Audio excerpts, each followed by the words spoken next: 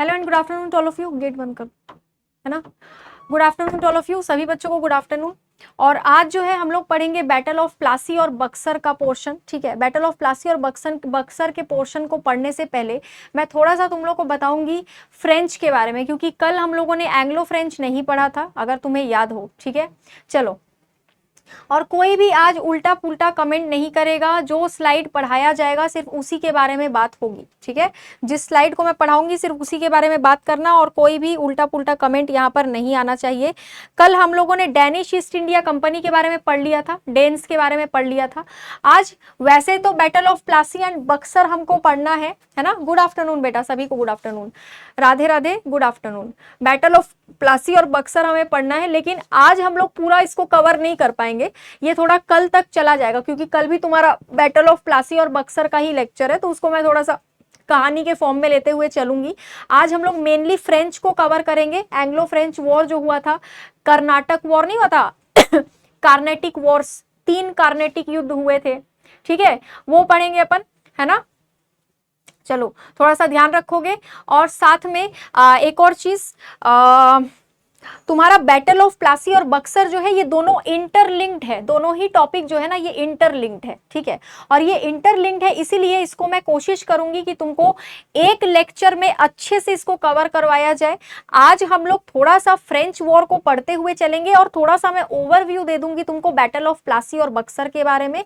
उसके बाद हम लोग आगे कल डिटेल में बैटल ऑफ प्लासी और बक्सर को पढ़ के कवर कर देंगे। थोड़ा सा फ्रेंच वॉर भी जरूरी है, एंग्लो फ्रेंच वॉर जो हुआ था, इसीलिए उसको हम लोग थोड़ा सा आज देखते हुए चलेंगे। ठीक है, बाकी कोई डाउट है कल के लेक्चर को लेकर तो वो पूछ लो। कल हमने क्या पढ़ा था? कल हमने पढ़ा था ब्रिटिश ईस्ट इंडिया कंपनी। ठीक है, ब्रिटिश ईस्ट इंडिया कंपनी के बारे में पढ़ा था हमने, इसको लेकर कोई डाउट है तो पूछ लो। साथ में हमने कल पढ़ा था Danish East India company, Danish East India company, है ना। डैनिश ईस्ट इंडिया कंपनी भी पढ़ा था हमने। इन लोग कहाँ से आए थे, कैसे आए थे, ये सारी चीजें हम लोगों ने डिटेल में पढ़ी थी। ठीक है ना, तो वो तो कवर हो गया होगा मेरे हिसाब से, कोई उसमें डाउट होना नहीं चाहिए, काफी डीपली मैंने पढ़ा दिया था। आज फ्रेंच को मैं थोड़ा सा डीपली ही ले जाने की कोशिश करूंगी ताकि तुम लोग को दिक्कत नहीं आए। लेकिन नॉर्मली हम लोग आज का हमारा जो मेन टॉपिक होगा, जो हम लोग पूरा बाकी का कल कवर करेंगे, उसके बारे में मैं बता दे रही हूँ। भारत में अंग्रेजों की सफलता कैसे हुई, प्लासी का युद्ध और उसका महत्व क्या था। भारत में अंग्रेजों की सफलता को जब तुम देखोगे ना, अंग्रेजों की जो सफलता भारत में हुई ये शुरू हो गई थी तभी से जब से इन लोग पुर्तगालियों को भगाना चालू किए थे, और जब से इन लोग डैनिश लोग को भगाना चालू किए थे, और जब से इन लोग फ्रेंच लोगों से लड़ाई चालू किए थे, तभी से इन लोग को सफलता मिलने लग गई थी। समझ रहे हो, सफलता इनको तब से ही मिलने लग गई थी। इनको समझ में आ गया था कि इन सभी से हम ज्यादा पावरफुल हैं। पुर्तगालियों का मैंने तुमको बता दिया था कि पुर्तगाली लोग थोड़ा सा नेवी वगैरह पे ज्यादा फोकस करते थे, उनका नेवी उनको चाहिए था स्ट्रांग हो। उसके बाद फ्रेंच लोग थोड़ा सा क्या कहते हैं, किला विला बनाने में थोड़ा सा रखते थे इंटरेस्ट, इसीलिए फ्रेंच लोगों को इन लोग थोड़ा ज्यादा मानते थे। फ्रेंच लोगों को इन लोग क्या करते थे, थोड़ा डैनिश में कुछ था ही नहीं, एक ही स्लाइड तो था उसमें। डैनिश लोग आए इंडिया डेनमार्क से, ठीक है ना, डेनमार्क से इंडिया आने के बाद में उन्होंने अपना ईस्ट इंडिया कंपनी यहाँ पर बसाया। उसके बाद जगह जगह उन लोगों ने व्यापार करने का सोचा। ट्रैंकुबार नाम की जो जगह है तमिलनाडु में, ट्रैंकुबार में उन्होंने अपना पहला फैक्ट्री स्टैब्लिश किया। ठीक है, और बंगाल वाले क्षेत्र में उन लोगों ने अपना बेस रखा था। डैनिश लोगों ने, डैनिश लोगों का बेस कहाँ पे था, बंगाल वाले क्षेत्र में बेस था उनका। और बस फिर भगा दिया उनको अंग्रेजों ने कुछ समय के बाद में। उन लोगों का उतना कोई रोल इंडिया में था नहीं। उनसे रिलेटेड अगर क्वेश्चन आएगा तो यही आता है कि भैया डैनिश लोग कहां से आए थे और डैनिश ने अपनी पहली फैक्ट्री कहां पर बनाई थी। क्वेश्चन कहां से फंसता है पता है, क्वेश्चन फंसेगा battle of Plassey, battle of Buxar, Anglo French war, तीनों कार्नेटिक युद्ध के बारे में मैं बहुत शॉर्ट में बताऊंगी, ज्यादा डीपली नहीं घुसेंगे अपन, क्योंकि तुम्हें भी पता है कि बहुत ज्यादा डीपली युद्ध को पढ़ के कि ये घोड़े से गिर गया या हाथी से गिर गया, उसको ये मार दिया, उसको, उतना ज्यादा हमको घुसने की जरूरत नहीं है। हम लोग सन देखेंगे, ठीक है, कि कौन से सन में हुआ था कार्नेटिक युद्ध, किसके किसके बीच में हुआ था, है ना, ये देखेंगे। बेसिस देखेंगे कि इनका कौन सा बेस था, क्या था, वो देखेंगे।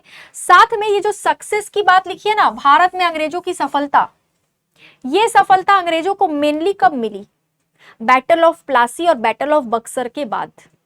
बैटल ऑफ प्लासी जब अंग्रेजों ने लड़ा, बैटल ऑफ बक्सर जब अंग्रेजों ने लड़ा ना, उसके बाद इन लोग जो है पूरा हो गए थे कि अब तो बस, अब तो कोई हमारे सामने नहीं टिकने वाला है। अब उन लोग समझ चुके थे कि हम लोग ही सबसे पावरफुल हैं, क्योंकि उससे पहले पहले इन लोग एंग्लो फ्रेंच वॉर भी लड़ चुके थे, क्या कहते हैं, पुर्तगालियों को भी भगा चुके थे, सारी चीजें तुम्हारी हो गई थी। अब हम लोग कहां पर पहुंच गए, हम पहुंच गए एडवेंट ऑफ फ्रेंच में।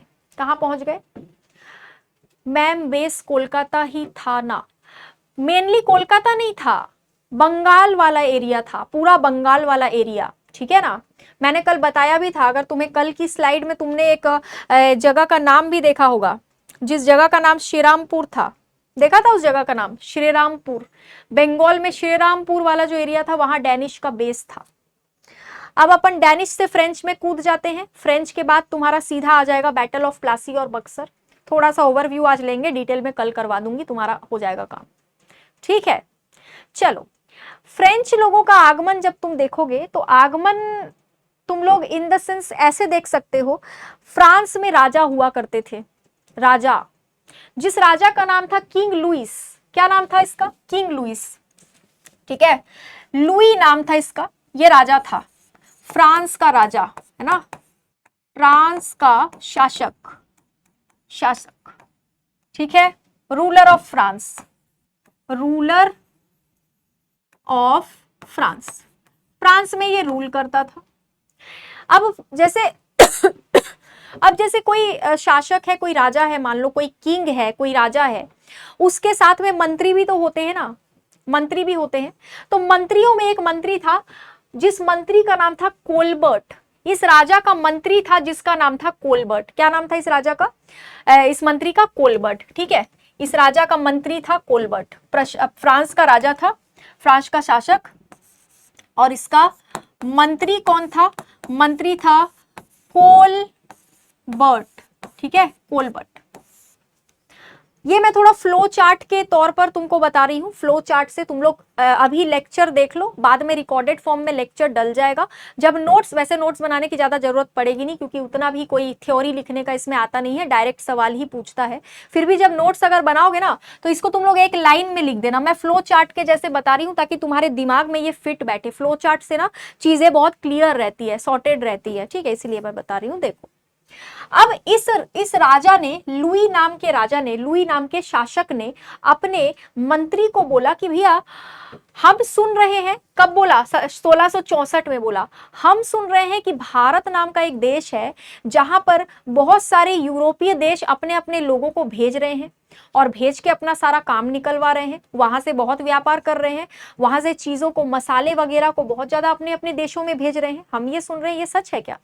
तो इसके मंत्री ने बोला मैं पता करता हूं। पता करा तो पता चला, हाँ यार, ब्रिटेन के चले गए, पुर्तगाली आ गए, सब अलग अलग लोग जो है वो भारत, डैनिश लोग आ गए भारत नीदरलैंड से। नीदरलैंड तो एकदम फ्रांस के पास में ही है, ब्रिटेन भी फ्रांस के पास में ही है। फ्रांस में तुम मैप देखोगे ना, तो फ्रांस के उस पार तुमको ब्रिटेन मिलेगा, उन लोग भी आ गए।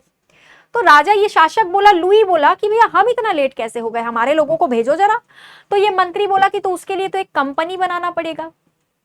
तो बोले बना लो कंपनी, क्या जाता है, कौन सा कंपनी बनाना पड़ेगा? तो मंत्री ने बोला, मिनिस्टर ने बोला कि उन लोग ना डैनिश ईस्ट इंडिया कंपनी बनाए थे, और क्या कहते हैं, फ्रेंच ईस्ट इंडिया कंपनी बनाए थे, डच ईस्ट इंडिया कंपनी भी बनाए थे। तो राजा बोला कि चलो हम लोग बना लेते हैं फ्रेंच ईस्ट इंडिया कंपनी, भेज दो तुम वहां पे। मंत्री बोला ठीक है, कुछ लोगों को इकट्ठा करा, बोला तुम लोग जाओगे अब भारत, कौन सी कंपनी के साथ? फ्रेंच ईस्ट इंडिया कंपनी के साथ भारत आई, ठीक है, came to India, came to India, French East India Company Bharat आई। इसको मैं हिंदी में भी यहां पे लिख देती हूं, ठीक है, French East India Company Bharat आई। अब ये जब भारत आई, क्या करने आई थी? व्यापार करने आई थी। नजर पड़ गई इसकी किस पे? अंग्रेजों पर, कि भैया ये तो व्यापार के अलावा भी बहुत कुछ कर रहे हैं। 1664 आते आते east India British East India company बहुत आगे बढ़ चुकी थी, अलग अलग लोगों से लड़ाई झगड़ा कर रही थी कि हमारा ही अधिकार होगा यहाँ पे। फ्रेंच लोग बोले, शुरू में तो चुपचाप थे फ्रेंच लोग, फिर बोले यार ब्रिटिश ईस्ट इंडिया कंपनी तो बहुत ज्यादा कर रही है, इनको फायदा एक और था कि ये लुई नाम का जो शासक था ना फ्रांस का, इसने इनको 5 साल का एकाधिकार दे दिया था इस कंपनी को। बोला था फ्रांस से और कोई भी कंपनी भारत नहीं जाएगी, तुम ही जाओगे, सिर्फ तुम्हारे पास ये एकाधिकार है, तुम ही व्यापार करोगे वहां पे। अभी कितने साल के लिए? 50 साल के लिए। 50 साल में तुम अंग्रेजों को तोड़ दो, फोड़ दो, मोड़ दो, हमको कोई मतलब नहीं है, तुम ही करोगे वहां शासन, तुमको पूरा जिम्मेदारी है। उसी तरीके से सेम ब्रिटेन के जो थे, ब्रिटेन के जो तुम्हारे ईस्ट इंडिया कंपनी जो ब्रिटिश वाला था, उन्होंने भी उनको मोनोपोली दे रखी थी। मैंने बताया था ना, एकाधिकार दे रखा था कि ब्रिटेन से और कोई नहीं जाएगा, तुम्हारे ही पास पूरा पूरा अधिकार है। यहाँ पे ये भी बोल दिया तुम्हारे पास अधिकार है, अब देख लो, है ना, समझ गए। अब 1667 से 68 का टाइम आया, सूरत में इन लोगों ने अपनी पहली फैक्ट्री बना डाली। बोला कि अब जो है हम लोग सूरत में अपनी पहली फैक्ट्री बनाएंगे। कहां बनाएंगे? सूरत में अपनी पहली फैक्ट्री हम बनाएंगे, ठीक है। सूरत एक बहुत इंपॉर्टेंट एरिया था वो, इसलिए क्योंकि वहां पर क्या था, वो गुजरात वाला जो क्षेत्र है ना अभी का, गुजरात वाले क्षेत्र में तुम्हारा सूरत वाला क्षेत्र अब पड़ता है, लेकिन उस टाइम पे क्या था, उस टाइम पे गुजरात उजरात कुछ था नहीं, तो इस टाइप से था। एक बार इस स्लाइड को रिवाइज करो, कोई डाउट है तो पूछो फटाफट।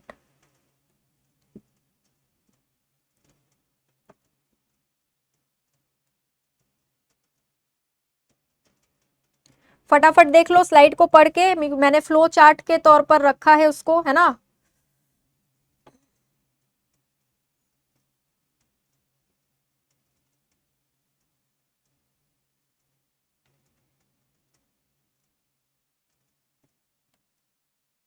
समझ गए?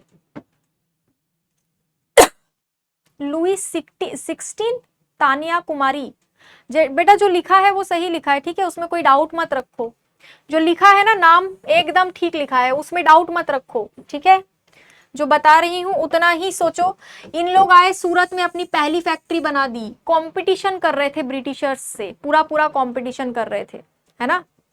डीपीपी का क्वेश्चन बेटा उसमें ऑप्शन रहता है, तुम लोग उसको जो है ट्रांसलेट करने का वो ऑप्शन रहता है, ठीक है। अब देखो नेक्स्ट, है ना, ये स्लाइड में थोड़ा सा सही कर देती हूँ। अब देखना नेक्स्ट इसमें क्या होगा, इसको थोड़ा सा मैं बड़ा कर देती हूँ, नहीं तो तुम लोग को जो है यहाँ पर समझ में नहीं आएगा, है ना। क्यों नहीं हो रहा ये हो क्यों नहीं रहा यार। अच्छा यहां से होगा, ठीक है। देखो इसको पढ़ो अब थोड़ा,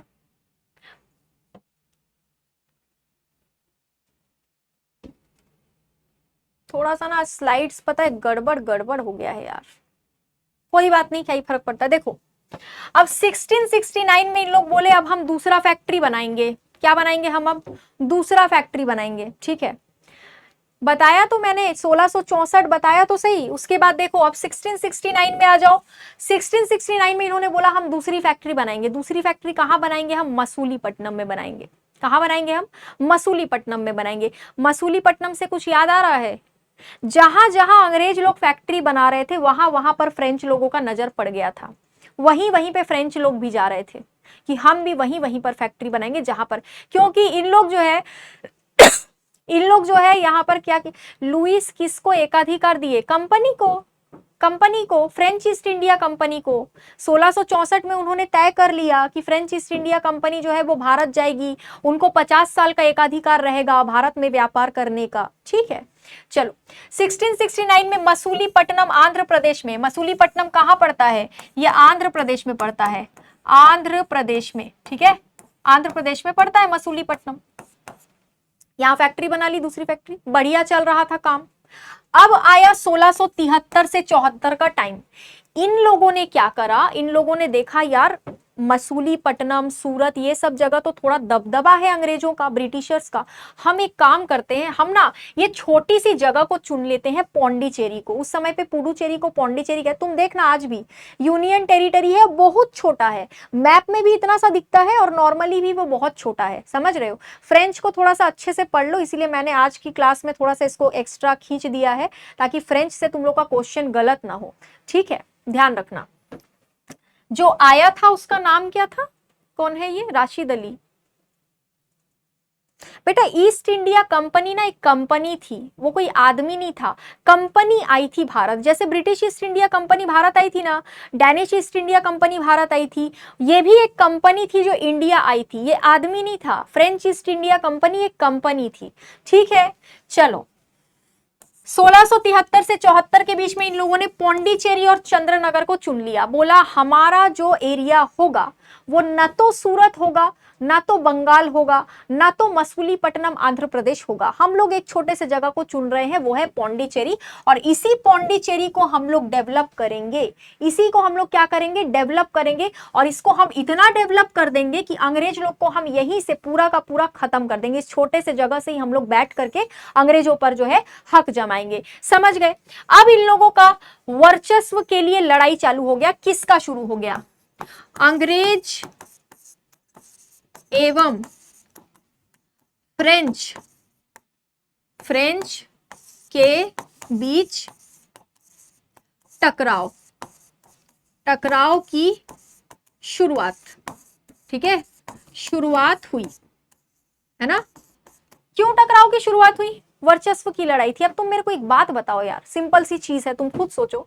अभी अगर मैं सालों से इस एरिया में सबको भगा के, एकदम सबसे लड़ झगड़ के पूरा एरिया को कब्जा करके बैठी हूं, अकेले मैं यहाँ पे व्यापार कर रही हूं, आके कोई नया नवेला यहाँ घुस जाएगा और बोलेगा कि मैं ना बगल वाले गांव में रहता हूं, छोटा सा गांव है, वहां से बैठ के मैं तुमको पूरा तबाह कर दूंगा, कैसा लगेगा? मुझे नहीं अच्छा लगेगा। मैं अपने पूरे दम से कोशिश करूंगी कि इसको यहां से हटा दूं। समझ गए? ठीक है। तो ध्यान रखना, यहां पर फ्रेंच लोगों ने चुन लिया किसको? पौंडीचेरी को चुन लिया। और अंग्रेजों को ये बात जैसे ही पता चली, क्योंकि अंग्रेजों को मालूम था कि जितनी हथियार अंग्रेजों के पास है ना, उतना ही मॉडर्न हथियार फ्रेंच के पास भी है। तुमको ये मैं आगे बताऊंगी, जब बैटल ऑफ प्लासी और बक्सर पढ़ाऊंगी ना, तो मैं तुमको ये बताऊंगी कि फ्रेंच लोगों की भी मदद कई लोगों ने लेने की कोशिश। भारत के बहुत सारे ऐसे शासक थे जो लोग अंग्रेजों को हराने के लिए फ्रेंच की मदद लेते थे। उनमें से एक शासक ना वो भी था, जब एंग्लो मैसूर वॉर पढ़ोगे ना, टीपू सुल्तान के बारे में, टीपू सुल्तान और हैदर अली, जब मैं एंग्लो मैसूर वॉर पढ़ाऊंगी ना, टीपू सुल्तान और हैदर अली जो थे ना, उन लोग फ्रेंच लोगों की मदद बहुत लेते थे, क्योंकि उनको पता था उनको मालूम था कि फ्रेंच लोगों के पास भी उतने ही भयानक भयानक हथियार हैं जितने इनके पास है। पुर्तगाली, डैनिश, डच, इनके पास ये सब नहीं था, इनके पास बहुत है। ठीक है। शासक, कौन सा शासक, कौन से शासक का बताऊं? अभी तो शासक आया ही नहीं है बेटा, अभी कोई शासक आया ही नहीं है। अभी तो सिर्फ बात हो रही है फ्रेंच ईस्ट इंडिया कंपनी की।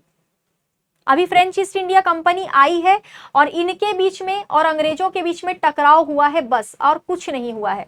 अब क्या होगा? दुश्मनी के पीछे का कारण मैं तुमको बताती हूं कि इन लोग क्यों लड़ रहे थे इस तरीके से। इन लोग के लड़ने का क्या रीजन था वो मैं तुमको बता देती हूँ। ठीक है, देखो, है ना, इन लोग के लड़ने का रीजन बता दे रही हूं मैं तुमको। इन लोग के जो टकराव का कारण था ना, वो इंडिया से जुड़ा हुआ नहीं था। वर्चस्व की लड़ाई किस ईयर में हुई? क्या नाम है तुम्हारा? अक्षय। बेटा वर्चस्व की लड़ाई का मतलब जानते हो क्या होता है? जानते हो? वर्चस्व की लड़ाई का मतलब होता है अपने इज्जत के लिए लड़ाई लड़ना। ये कोई जगह नहीं था, जैसे सूरत की लड़ाई है ना, पंजाब की लड़ाई, यहाँ की लड़ाई, वहां की लड़ाई, कार्नेटिक की लड़ाई, वो अलग है। ये वर्चस्व की लड़ाई मतलब अपने इज्जत के लिए लड़ाई। ये कोई जगह नहीं था, ये एक सेंटेंस था जो मैंने लिखा है। ठीक है, ध्यान रखना इसको, है ना। चंद्रनगर बेटा बंगाल वाले साइड में, चंद्रनगर वाला जो एरिया ना, वो बंगाल वाले साइड में था। देखो मैं ना तुम लोग को बहुत ज्यादा डीपली पढ़ा रही हूँ, इसमें अब इससे ज्यादा सवाल मत करना, ठीक है ना, क्योंकि इससे ज्यादा नहीं पूछेगा। जितना मैं पढ़ा रही हूँ ना, बहुत ज्यादा डीपली पढ़ा रही हूँ मैं। फ्रेंच, डैनिश, यूरोपियन, इतना तो पूछता भी नहीं है, फिर भी मैं तुमको एक्स्ट्रा पढ़ा रही हूँ। अब इससे ज्यादा अपना दिमाग एक्स्ट्रा मत चलाना, ठीक है, पूरा गुड़ गोबर हो जाएगा, मैं बता दे रही हूँ, है ना। इससे ज्यादा एक्स्ट्रा दिमाग मत चलाना, जितना पढ़ा रही हूँ उतना ही पढ़ो, ये मोर देन इनफ है।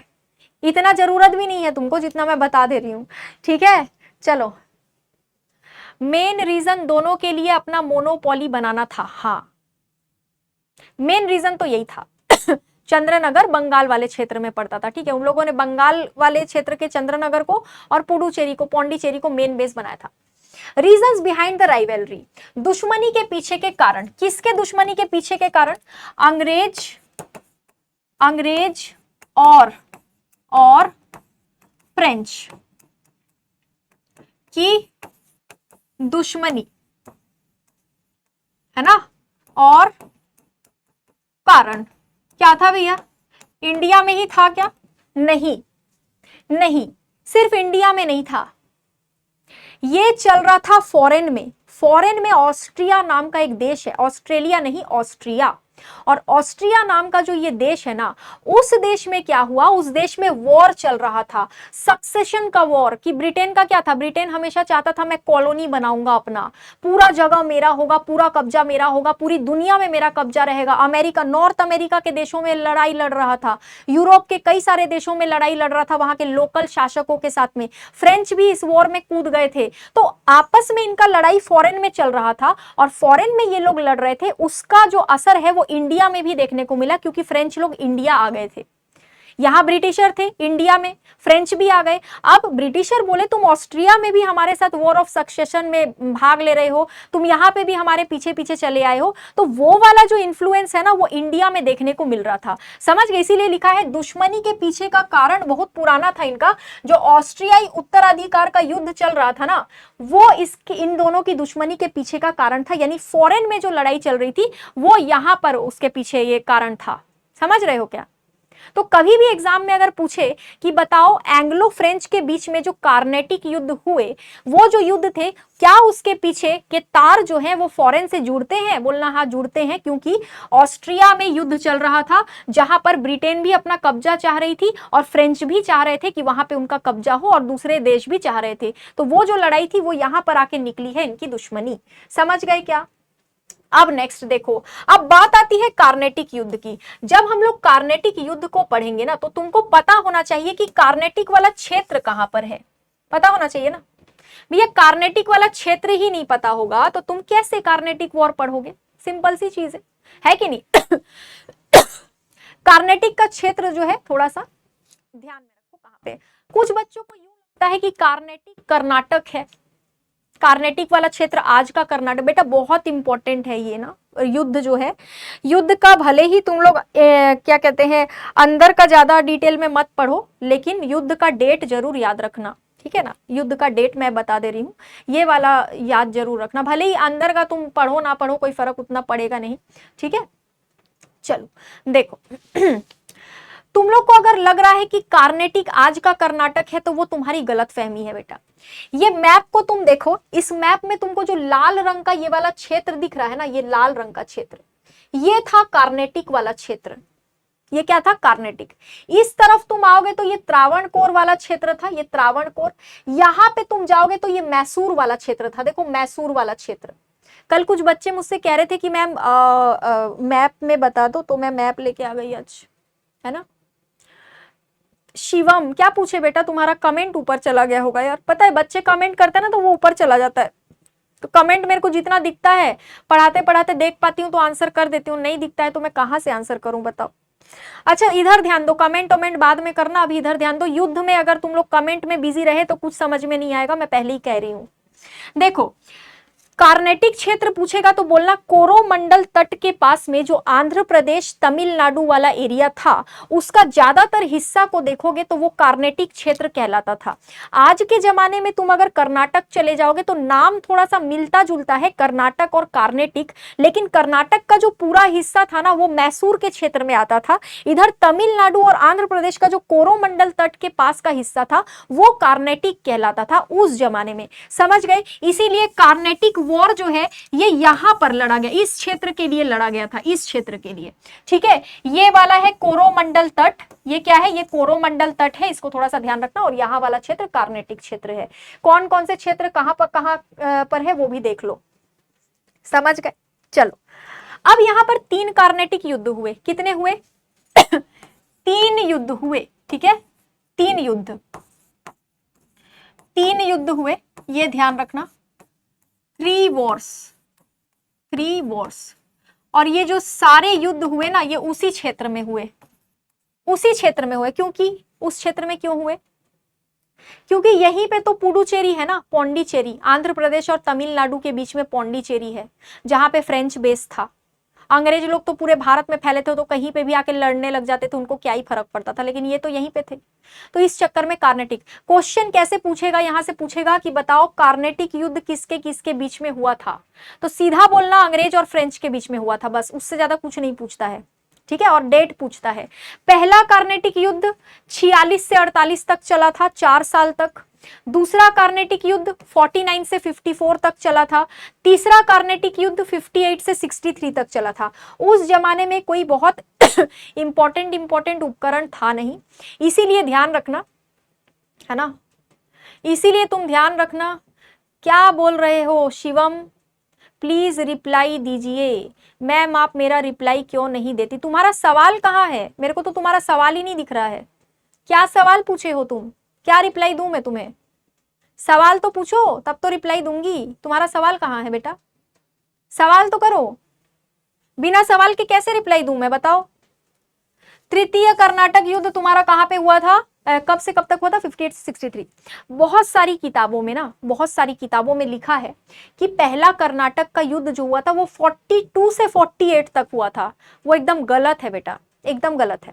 कुछ किताबों में इस युद्ध का लिखा है कि 59 से 63 तक हुआ था। इसीलिए अलग अलग किताबों में थोड़ा सा सन अलग अलग दिया हुआ है, तुम लोग उस भ्रम में मत रहना।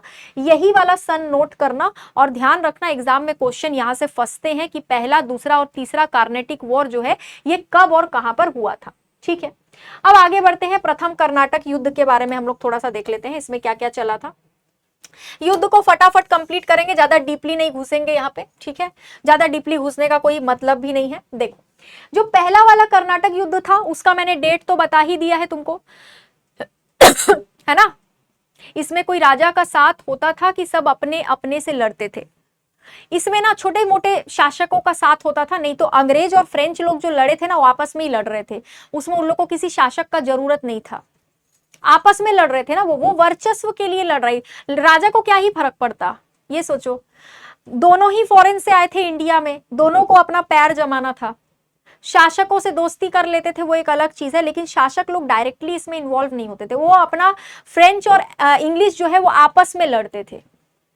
कोई थोड़ा सा नुकसान शासकों का हो जाता था, लेकिन यह है कि कोई मेजर यहाँ पर शासक का नाम तुमको, छोटे मोटे शासक थे उनका नाम कभी पूछता नहीं है, मेजरली तुमको पूछेगा कार्नेटिक युद्ध किसके किसके बीच में हुआ था, तो तुम अंग्रेज और फ्रेंच लगा देना बस, और तुमको कोई शासक वासक का, क्योंकि मेजर इसमें शासक पूछेगा तुमको प्लासी और बक्सर के युद्ध में, प्लासी और बक्सर के युद्ध में, समझ गए। डीपीपी के बारे में पूछ रहा हूं मैं। अच्छा, डीपीपी के बारे में, डीपीपी के बारे में मैंने तुमको बताया ना बेटा कि डीपीपी का जो अगर तुम लोग को लग रहा है कि इंग्लिश में जा रहा है तो उसमें ना ऑप्शन रहता है, तुम लोग उसको हिंदी में कर सकते हो कन्वर्ट, ठीक है, उसमें ऑप्शन रहता है हिंदी में कन्वर्ट करने का, है ना। चलो अब देखो, प्रथम कर्नाटक युद्ध, फर्स्ट कार्नेटिक वॉर, यूरोप के एंग्लो फ्रांसीसी युद्ध का विस्तार था। ये मैंने क्या बताया, यूरोप में क्या चल रहा था, ऑस्ट्रिया में युद्ध चल रहा था। यूरोप में एक देश है ऑस्ट्रिया, वहां पर युद्ध चल रहा था, वॉर ऑफ सक्सेशन।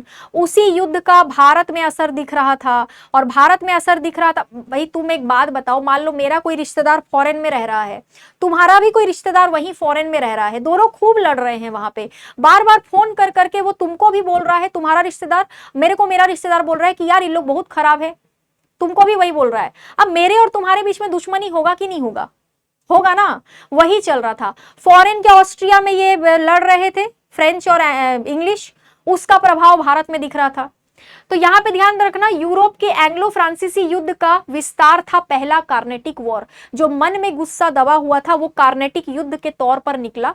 बोले आओ बेटा तुमको हम बताएं, बहुत शौक है तुमको पौंडीचेरी में बेस बनाने का, तुमको हम दिखाएं। हमेशा युद्ध की शुरुआत जो है ना ये अंग्रेज लोग ही करने के लिए होते थे। पुर्तगालियों से भी जाके अंग्रेज लोग भीड़ गए थे, डैनिश लोग को भी अंग्रेज लोग भगाए थे, इधर फ्रेंच लोगों के पीछे भी अंग्रेज लोग ही पड़े थे। उन लोगों को ना ज्यादा रहता था कि हमारे अलावा कोई नहीं रहेगा, ये थोड़ा सा अंग्रेजों में थोड़ा सा दिक्कत था। अगर अंग्रेज लोग इतना नाटक नहीं करते ना तो थोड़ा सा शांति से चीजें चलती। पहला कार्नेटिक युद्ध हुआ, युद्ध वही हुआ, घोड़ा गधा सब लोग आए, लड़ाई लड़े, ठीक है ना, लड़ाई वड़ाई लड़े, कोई बड़ा निष्कर्ष इसका निकला नहीं। यहां पर अंग्रेजों को समझ में आ गया कि फ्रेंच पावरफुल है। देखो, पहले युद्ध के बाद दूसरा युद्ध तभी होगा जब कोई सामने वाले को समझ में आ जाएगा कि ये सामने वाला पावरफुल है, इसको हराया एक बार में नहीं जा सकता है। अंग्रेजों को समझ आ गया था एक बार में तो ये हारेगा नहीं।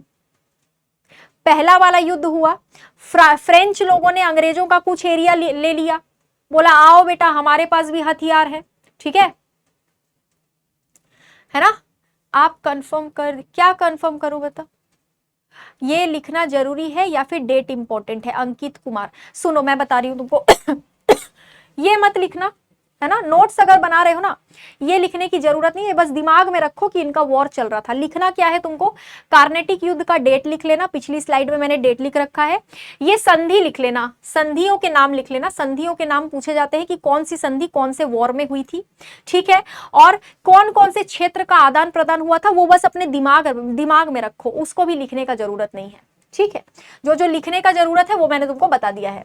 अब लड़ाई हुआ दोनों के बीच में, दोनों ने हथियार चलाए बढ़िया, अंग्रेजों ने, फ्रेंच लोगों ने अपना हथियार चलाया, ठीक है। उसके बाद तुम्हारा जो है यहाँ पर ब्रिटिशर ने अपना हथियार चलाया, बढ़िया हथियार चले यहाँ पे उसके बाद में जब समझ में आया कि इतना इजी नहीं है, तो अंग्रेजों ने बोला चलो संधि कर लेते हैं, छोड़ो ये सब। क्योंकि हुआ क्या था ना कि मद्रास जो है वो मद्रास वाले क्षेत्र में अंग्रेजों का बेस था। पहले बात को समझो फिर बाद में कमेंट करना, इधर ध्यान दो। पहले मद्रास वाले क्षेत्र में अंग्रेजों का बेस बना हुआ था, मेन बेस था मद्रास में, उसको फ्रेंच ने छीन लिया था पहली वाली लड़ाई के टाइम पे। इतना पावरफुल थे लोग, पूरा मद्रास का बेस छीन लिया था। अंग्रेजों का दिमाग खराब हो गया कि यार ये तो अभी अभी आए हैं, ये इतने पावरफुल है क्या, बेस ही छीन लिए हमारा। उसके बाद में फ्रेंच लोगों के साथ में जो इनका नॉर्थ अमेरिका में वॉर चल रहा था, वहां पर फ्रेंच लोगों को थोड़ा सा दबा दिया था अंग्रेजों ने, ब्रिटिशर ने, वहां जो वॉर चल रहा था। तो फ्रेंच लोग बोले यार ये यहाँ तो हम कर ले रहे हैं जो भी है, लेकिन वहां पर तो ये हमको दबा रहे हैं यार। दोनों ने संधि करी, बोला छोड़ो यार इस लड़ाई का कोई निष्कर्ष नहीं निकलने वाला है ना। तुम तो समझ ही गए होगे अब कुछ होने वाला नहीं है, क्योंकि देखो ये लड़ाई जो है ये लगभग 2 साल तक चली थी, कोई निष्कर्ष नहीं निकल रहा था, बस नुकसान हो रहा था, नुकसान पे नुकसान हो रहा था। बोलो चलो यार ठीक है। ये बैच इलाहाबाद हाई कोर्ट के लिए है या नहीं बेटा, तुम चेक नहीं किए हो क्या उसको? क्लास लेने से पहले चेक तो खुद भी करोगे ना। हाँ, फ्रेंच लोग अंग्रेज से ताकतवर थे? नहीं नहीं नहीं, ताकतवर नहीं थे पर बराबर थे। ताकतवर नहीं कहोगे, बराबर थे। अगर ताकतवर होते तो फ्रेंच को भारत से भागना नहीं पड़ता ना, अंग्रेज लोग आखिरी तक टिके थे, फ्रेंच भाग गए थे, ठीक है। ताकतवर नहीं थे पर बराबर थे। अब ये पहला वाला जब वॉर हुआ तो वॉर में कुछ इतना निष्कर्ष निकला नहीं, दोनों एक दूसरे का एरिया छीन रहे थे, इंडिया में भी और फॉरेन में भी। फॉरेन के बारे में जब फ्रेंच को पता चला कि ये जो है नॉर्थ अमेरिका में हम लोग को परेशान कर रहे हैं, तो यहाँ पर इन लोगों ने बोला चलो ठीक है यार। फ्रेंच भी नॉर्थ अमेरिका में पूरा पलटवार किए थे उस टाइम पे। थोड़ा सा तुम लोगों को दिमाग में खिचड़ी बन जाएगा, इसलिए मैं बोल रही थी ज्यादा डीपली मैं नहीं बताऊंगी वॉर को, ताकि तुम लोग को मेन चीजें याद रहे। उसको छोड़ दो, तुम एक काम करो, तुम ये समझ लो कि मद्रास वाला क्षेत्र जो है ये इन लोगों ने छीन लिया था, फ्रेंच लोगों ने, और अंग्रेजों ने भी फ्रेंच का कुछ एरिया छीन लिया था। जिसके बाद इन लोगों ने बोला कोई निष्कर्ष नहीं निकलना है, चलो संधि कर लेते। संधि का नाम था एक्स-ला-शैपल की संधि। क्या नाम था इसका? एक्स-ला-शैपल की संधि। एक्स-ला-शैपल की संधि क्यों हुई? ये इसीलिए हुई ताकि यहां पर क्या किया जा सके, ताकि यहां पर जो है तुम्हारा वो युद्ध को खत्म किया जा सके, ठीक है, युद्ध को खत्म। ट्रीटी का कंक्लूजन बेटा यही था कि युद्ध को खत्म करो, अभी के लिए कुछ समय के लिए युद्ध को बंद करो, छोड़ो हटाओ, है ना। ये थर्ड कार्नेटिक वॉर कहां से आ गया? अब अपन कूद पड़ेंगे सेकंड कार्नेटिक वॉर में। अंग्रेज लोग ना बहुत चालाक थे, जब देखते थे ना कि अब तो हमारी बैंड बज रही है बुरी तरीके से, तो तुरंत युद्ध को खत्म करने का सोच लेते थे उन लोग, समझ रहे हो। तुरंत ही उन लोग जब देखते थे कि जो है यहाँ पर उन लोग का बैंड बज रहा है, तो तुरंत उन लोग युद्ध को खत्म करने का सोच लेते थे। और यहां भी कुछ ऐसा ही हुआ, यहां भी तुमको यही देखने को मिलेगा। अंग्रेज लोग को दिख रहा था कि हमारा बेस छीन ले रहा है, अब ज्यादा दिन तक अगर युद्ध चला, हमारा भी माल मटेरियल सब खत्म हो रहा है, तो हम एक काम करते हैं, युद्ध खत्म करके इन लोग को बोलते संधि कर लो। संधि के तहत क्या हुआ कि मद्रास अंग्रेजों को वापस कर दिया गया। मद्रास वाला जो क्षेत्र इन्होंने ले लिया था ना, वो अंग्रेजों को वापस मिल गया। फ्रेंच ने बोला चलो ठीक है भैया ले लो तुम्हारा क्षेत्र वापस, लेकिन अब हमको परेशान मत करना। अंग्रेजों ने बोला नहीं करेंगे भाई, हम अपना काम देखेंगे, तुम इंडिया में अपना काम देखो। लेकिन अंग्रेज इतने अच्छे नहीं थे ना। कुछ समय के बाद यानी कि यहाँ पर तुम दूसरे वाले कार्नेटिक वॉर का अगर एज सन देखोगे, कुछ महीनों के बाद 48 में ये वाला ट्रीटी संधि हो गया, युद्ध खत्म हो गया पहला। दूसरा अंग्रेजों ने युद्ध शुरू कर दिया 49 में। अंग्रेज लोग को चैन नहीं पड़ता था, फ्रेंच लोग अपना काम कर रहे थे, इन लोग बोले नहीं भाई अपना काम क्यों करने दें हम इनको, हम जो है अब दूसरा युद्ध करेंगे इनसे, समझे। अंग्रेज लोगों ने बोला क्या, दूसरा युद्ध करेंगे। और ये बात ना पता चल गया था फ्रेंच लोगों को कि लोग युद्ध की तैयारी कर रहे हैं, फ्रेंच लोगों को पता चल गया था। अब बताओ मेरे को पता चल जाए कि मेरे पीठ पीछे कोई वार करने वाला है, मैं उसको छोड़ूंगी क्या? अगर मैं पावरफुल हूं तो बिल्कुल नहीं छोड़ूंगी। मैं क्या करूंगी, मैं डबल तैयार रहूंगी, उसके अटैक करने से पहले कहूं मैं ही अटैक कर दूं। तो यहां पर फ्रेंच लोगों ने क्या करा, फ्रेंच लोगों ने आरकोट पर आक्रमण कर दिया। आरकोट वाला जो क्षेत्र था वहां पर फ्रेंच लोगों ने आक्रमण कर दिया, समझ गए क्या? ठीक है, अब बोलोगे आरकोट कहां पे है, किसी को पता है क्या आरकोट कहां पर है? आरकोट नाम का जो क्षेत्र है बताओ जरा, आरकोट नाम का क्षेत्र कहां मिलेगा? कार्नेटिक युद्ध कहां चल रहा था?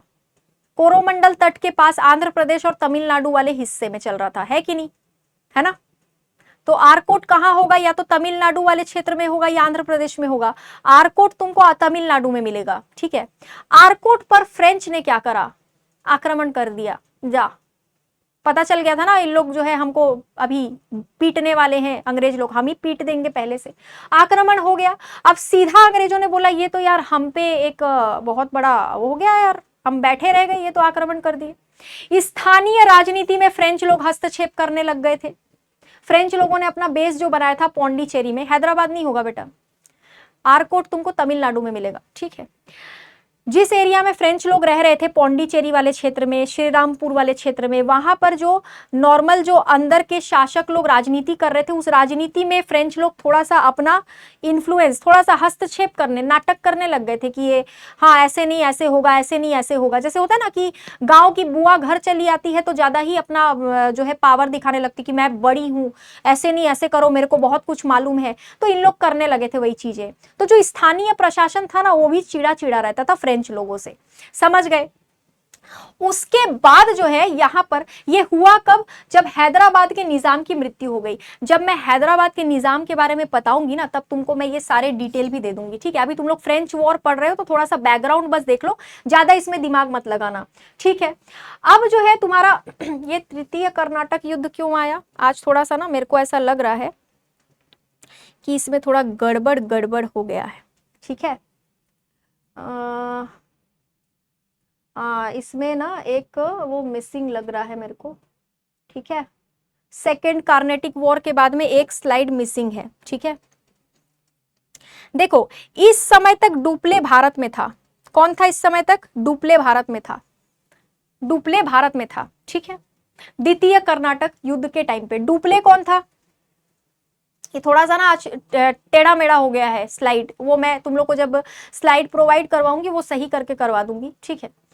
डुप्ले को फ्रेंच लोगों ने भेजा था यहाँ पर, जैसे पुर्तगालियों ने अपने गवर्नर्स को नहीं भेजा था भारत में, उसी तरीके से डुप्ले को फ्रेंच लोगों ने भारत में भेजा था अपना गवर्नर बना के कि जाओ भैया डुप्ले तुम देखना वहां पे जो भी होगा। और डुप्ले ना सेकेंड कार्नेटिक युद्ध के टाइम पे यहीं पे था। फर्स्ट कार्नेटिक युद्ध के बाद मतलब फर्स्ट कार्नेटिक युद्ध के आखिरी में आ गया था, सेकंड कार्नेटिक युद्ध के टाइम पे यहीं पे था। डुप्ले बहुत ज्यादा हस्तक्षेप करता था, खास करके जब हैदराबाद के निजाम की मृत्यु हुई ना बहुत ही ज्यादा हस्तक्षेप करने लगा। और फ्रेंच लोग वहां पे चाहते ये थे कि भारत में हमारा राज हो, ऐसा ना हो कि भारत में फ्रेंच लोगों से लोग परेशान हो जाएं, परेशान होंगे तो हमें भगाएंगे।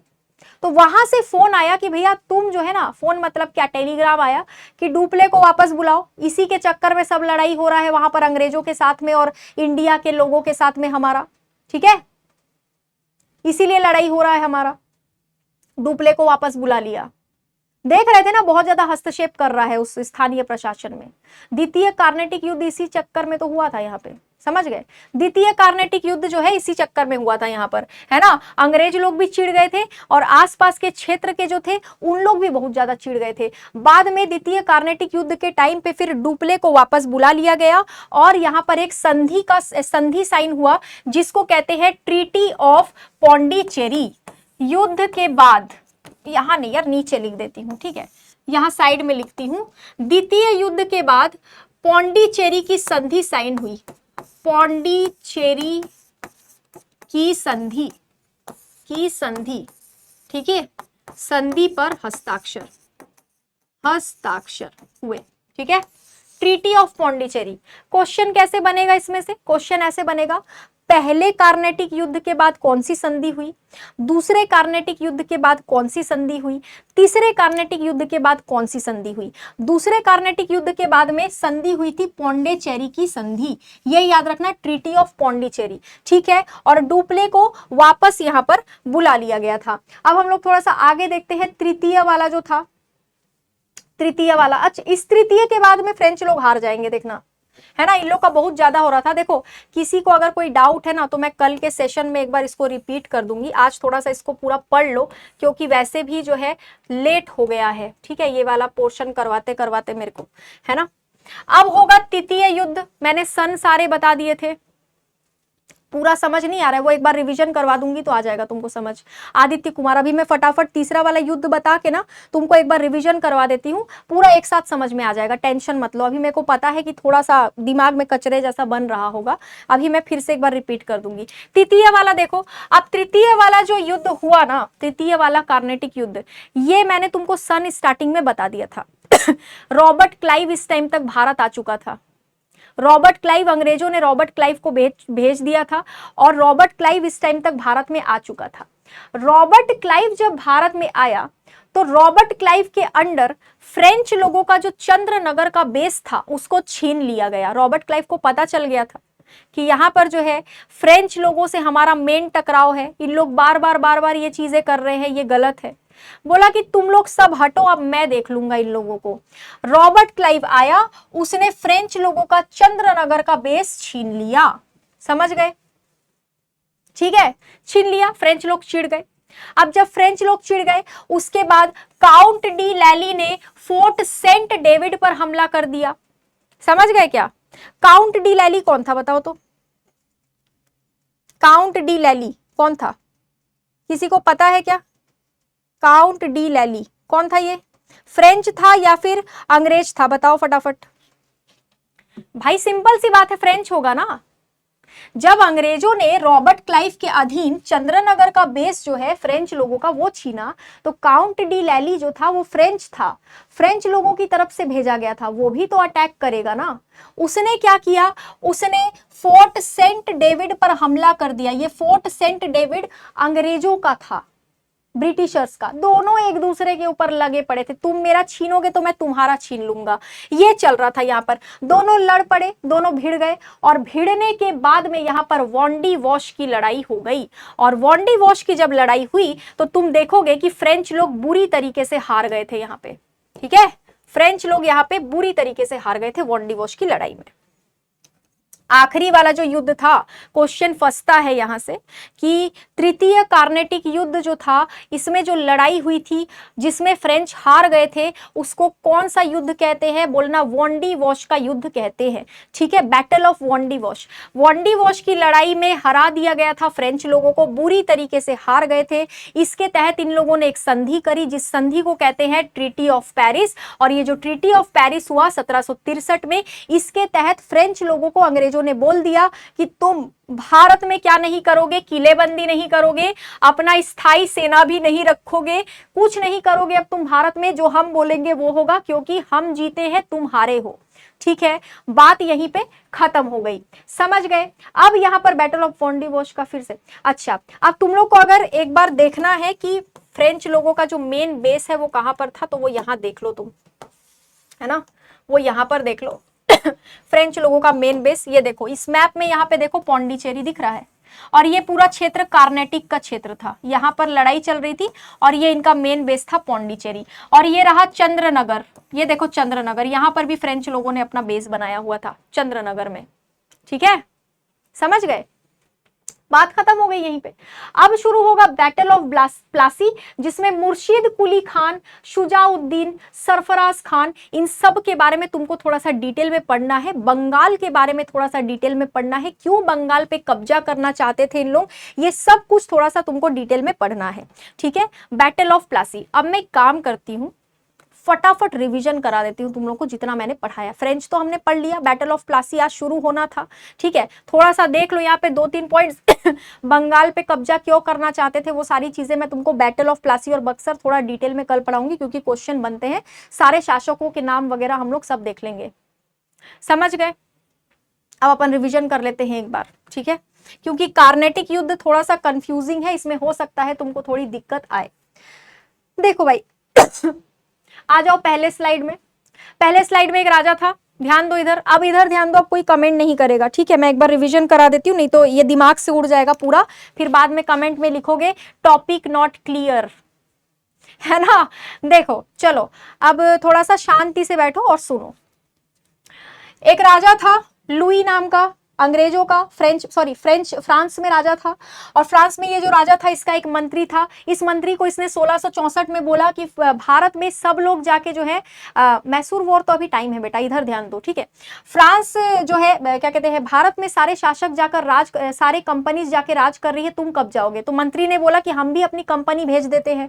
फ्रेंच ईस्ट इंडिया कंपनी बनाई गई। फ्रेंच ईस्ट इंडिया कंपनी को भेज दिया गया, कहां पर, भारत में भेज दिया गया। ठीक है, मंत्री का नाम कोलबर्ट था, जिसने सारा का सारा योजना बनाया था और फ्रेंच ईस्ट इंडिया कंपनी को 50 साल का एकाधिकार देके भारत भेज दिया था कि भारत में तुम 50 साल राज करोगे। फ्रेंच ईस्ट इंडिया कंपनी को बोला था इन्होंने 50 साल तक तुमको कोई वहां डिस्टर्ब नहीं करेगा। ठीक है, 1667 से 68 के बीच में सूरत में इस ईस्ट इंडिया कंपनी ने पहली फैक्ट्री अपनी बना दी। सूरत में अपनी पहली फैक्ट्री बनाने के बाद इनकी नजर पड़ी मसूलीपट्टनम में, जहां पर ऑलरेडी अंग्रेज लोग थे। मसूलीपट्टनम आंध्र प्रदेश में पड़ता है, वहां पर फिर इन्होंने अपना फैक्ट्री बना दिया, दूसरा वाला फैक्ट्री। ठीक है, उसके बाद 1673 में पौंडीचेरी और चंद्रनगर में फ्रेंच ने बोला कि ये एरिया हमारे लिए सबसे बेस्ट है, क्योंकि यहाँ पर अंग्रेजों का उतना दबदबा है नहीं, तो हम लोग यहाँ से आराम से ऑपरेट कर पाएंगे और अंग्रेजों को यहाँ से खदेड़ पाएंगे। तो उन लोगों ने पौंडीचेरी और चंद्रनगर में अपना बेस बना लिया। पौंडीचेरी आज का पुडुचेरी है और चंद्रनगर बंगाल वाले क्षेत्र में पड़ता है। इसके बाद वर्चस्व के लिए दोनों के बीच में लड़ाई शुरू हो गई। अंग्रेज लोग फॉरेन में लड़ रहे थे, ऑस्ट्रिया वॉर ऑफ सक्सेशन में, वहीं पर फ्रेंच भी लड़ रहे थे। वो वाली दुश्मनी भारत में देखने को मिल गई और वर्चस्व की जो ये लड़ाई थी, इसके चक्कर में अंग्रेज और फ्रेंच के बीच में लड़ाई चालू हो गई, जिसको कार्नेटिक युद्ध कहते हैं। ठीक है, अब यहां पर देखोगे दुश्मनी के पीछे का कारण क्या था, ऑस्ट्रियाई उत्तराधिकार की लड़ाई जो यूरोप में चल रहा था, उसके पीछे यही कारण था यहां इंडिया में होने का। ठीक है, अब देखोगे पहला वाला कार्नेटिक वॉर, दूसरा कार्नेटिक वॉर और तीसरा कार्नेटिक वॉर। कार्नेटिक वाला जो क्षेत्र था ये वाला क्षेत्र था, कर्नाटक को मत समझना, कोरोमंडल तट के पास का क्षेत्र था ये। पहला वाला 46 से 48 2 साल तक चला था, दूसरा वाला 49 से 54 तक चला था, तीसरा वाला 58 से 63 तक चला था। तीसरे वाले युद्ध के बाद फ्रेंच जो है वो हार गए थे बुरी तरीके से। पहला वाला जो वॉर था ये यूरोप के एंग्लो फ्रांसीसी युद्ध का विस्तार था, जो यूरोप में ऑस्ट्रिया में युद्ध चल रहा था फ्रेंच और इंग्लिश के बीच में, उसी का एक विस्तार ये यहाँ पर देखने को मिला था।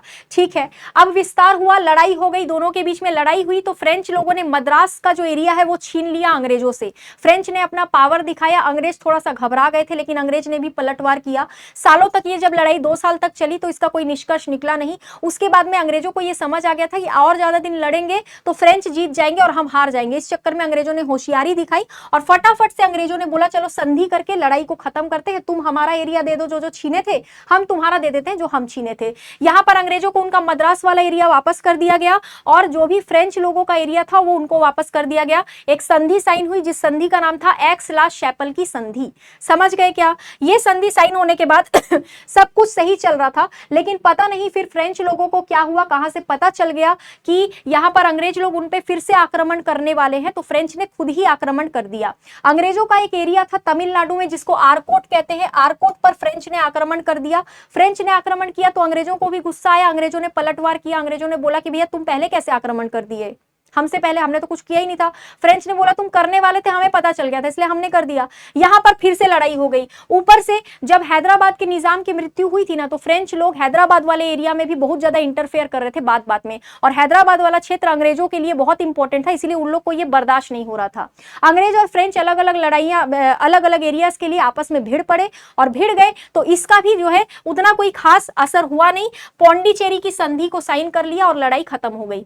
बोला चलो यार संधि साइन कर लेते हैं, बहुत साल से लड़ रहे हैं, कोई मतलब हो नहीं रहा है, संधि हो गई, पौंडीचेरी की संधि, ठीक है। इसके बाद तृतीय कर्नाटक युद्ध हुआ। तृतीय कर्नाटक युद्ध होते होते द्वितीय वाला जो युद्ध खत्म हुआ ना, उसके बाद डुप्ले को वापस बुला लिया गया, जिस डुप्ले के कारण जो फ्रेंच गवर्नर था डुप्ले, वो भारत आया था, उस चक्कर में ज्यादा लड़ाइयां हो रही थी, वो थोड़ा उग्र किस्म का था, ठीक है। डुप्ले को वापस बुला लिया। तीसरा वाला कार्नेटिक युद्ध क्यों हुआ? डुप्ले वापस चला गया था, फ्रेंच ने अपने डुप्ले को वापस बुला लिया था। यहां पर रॉबर्ट क्लाइव आ चुका था। रॉबर्ट क्लाइव बहुत ही खतरनाक आदमी था, तुम बैटल ऑफ प्लासी और बक्सर जब पढ़ोगे तो मैं तुमको इसके बारे में बताऊंगी।